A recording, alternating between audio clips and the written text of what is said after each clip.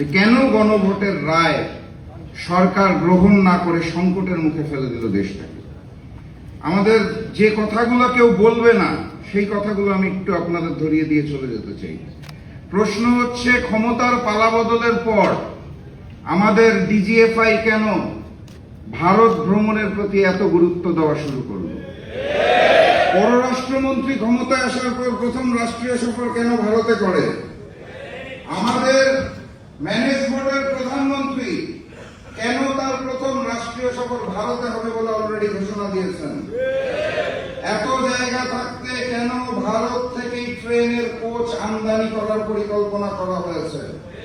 যেই ভারতে সার নাই, তারা চায়না থেকে সার আমদানি করছে, সেই ভারতের কাছে যাদের নিজেদেরই নাই তাদের কাছে আমরা কেন সার চেয়ে প্রস্তাবনা পাঠাচ্ছি? চায়না যখন আমাদেরকে জ্বালানি তেল দিতে চাইল, সেই প্রশ্নটা আমরা কানে না তুলে, সেই প্রস্তাবটাকে কানে না তুলে কেন ভারতের থেকে জ্বালানি তেলের জন্য আবেদন দিচ্ছি? জুলাই জাদুঘর উদ্বোধন না করার পিছনে কাদের ষড়যন্ত্র চলছে? কেন সন্ত্রাসী সংগঠন ইসকনকে বাংলাদেশে 120 কোটি টাকার জমি মাত্র 2 লক্ষ টাকায় তুলে দেওয়া হয়েছে? ব্যাংক লুটেরাদের হাতে আবারও কিভাবে করে ব্যাংকগুলো তুলে দেওয়া হচ্ছে? প্রশ্ন করতে হবে, শিলং থেকে ট্রেনিং প্রাপ্ত সেই নেতা যিনি বর্তমানে বাংলাদেশের প্রক্সি প্রধানমন্ত্রী, তার হাতে কেন আমার এই সংগ্রামী সাথী এবং বন্ধুগণ, আমরা আকাশের ওই ঘুড়িটাকে দেখতে পারি, ঘুড়ির সাথে যে সুতাটা থাকে তার কিছু অংশ দেখতে পারি, কিছু অংশ পারি না। সেই সুতার মধ্যে থাকে ডিপ স্টেট, সরকার, কমিশন, প্রশাসন, মিডিয়া। কিছু কিছু অংশ দৃশ্যমান হয়, কিছু কিছু হয় না।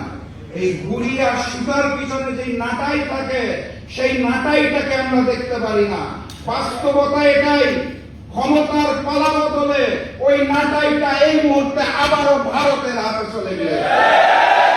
এখন প্রশ্ন করতে পারেন, ভারত কেন গণভোটকে আনতে চাইছে না? কেন তারা জুলাইকে ভয় পাইছে? কারণ খুব সাধারণ, অগাস্ট মাসের 5 তারিখে শুধুমাত্র ফ্যাসিস্ট শেখ হাসিনা এবং আওয়ামী লীগের পতন হয়নি, সেদিন ভারতীয় আধিপত্যবাদ বাংলার জমি থেকে পরাজিত হয়েছে। তারা নতুন করে সেই আধিপত্যবাদকে ফেরত পেতে চায়। আমার দুটো ছোট ছোট সন্তান আছে, তারা যখন দুনিয়াতে আসে এবং বড় হওয়া শুরু করে, আমি তাদের শিক্ষা দিতাম। যখন পড়াতাম আমার মনে আছে, আমি বলতাম A for apple, B for ball. Hindustan, Bharat আমাদের শিখাতে চায় A for Awami League, B for BNP. ভারতের পরিকল্পনায় আওয়ামী লীগের অসমাপ্ত কাজকে পূরণ করার জন্য যে বিএনপি দায়িত্ব গ্রহণ করেছে, সেই বিএনপি এবং ভারতের আধিপত্যবাদকে আমরা মেনে নেব না ইনশাআল্লাহ। কথাবার্তা পরিষ্কার, 1 জুলাই গিয়েছে, আরেক জুলাই আসবে। এক গণ অভ্যুত্থান গিয়েছে, আগামী গণ অভ্যুত্থান আসতে যাচ্ছে। যদি না হয় সংসদে, সমাধান হবে রাজপথে। নতুন গণ অভ্যুত্থানের প্রস্তুতি নিন, দেখা হবে বিজয় ইনশাআল্লাহ।